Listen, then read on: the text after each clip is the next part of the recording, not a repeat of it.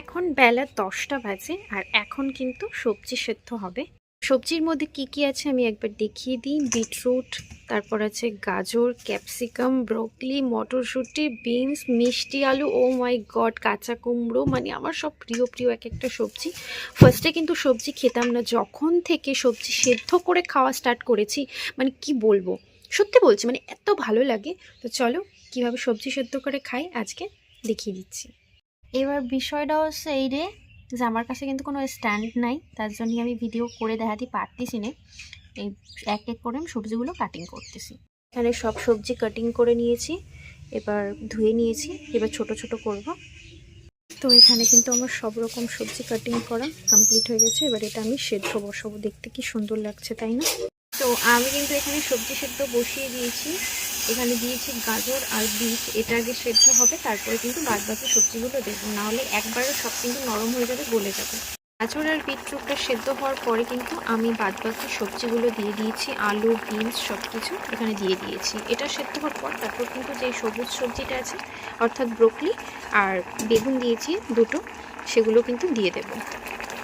তো এখানে আমার সবজি সেদ্ধ কিন্তু হয়ে গেছে, আমি নামিয়ে নিয়েছি। ধোয়া উঠছে, ভাপ উঠছে, এই জন্য এমন একটা কালার, দেখো কি সুন্দর একটা কালার এসছে তাই না?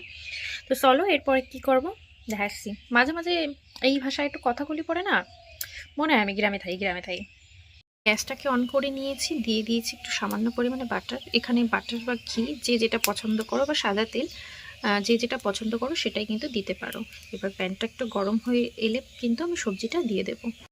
সবজিটা কিন্তু দিয়ে দিয়েছি, একটু ভালো করে উল্টে পাল্টে নেব। আমি আরও একটা কথা বলে দিই, সেটা হচ্ছে সবজিটা কিন্তু 80% সেদ্ধ হবে, 100% না। 80% সেদ্ধ হওয়ার পরে এটা 20% ফ্রাই করা হবে। এরপর আমি দিয়ে দেবো একটুখানি গোলমরিচের গুঁড়ো। তো এখানে আমি গোলমরিচের গুঁড়ো একটু দিয়ে দিলাম।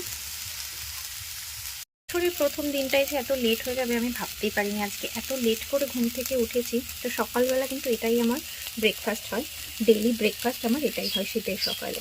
সেদ্ধ করার সময় যেহেতু আমি অনেকটা পরিমাণে লবণ দিয়েছিলাম, তাই এখন আর লবণটা আমি দেবো না। এরপরে কিন্তু খেয়ে দেখতে পারেন যে অনেক সুন্দর হবে। এরপরেও যদি ভালো না লাগে তো তার সঙ্গে একটা জিনিস অ্যাড করা যেতে পারে, সেটা হচ্ছে সবজি মশলা, ঠিক আছে, চাট মশলা, যেটা আর কি চাট মশলা অ্যাড করা যেতে পারে। তো আমি এখানে সামান্য পরিমাণে একটু চাট মশলাও দিয়ে দিচ্ছি। আজকের ভিডিওটা ছিল এই পর্যন্ত, দেখা হচ্ছে নেক্সট কোনো ভিডিওতে। Bye bye, Radhe Radhe.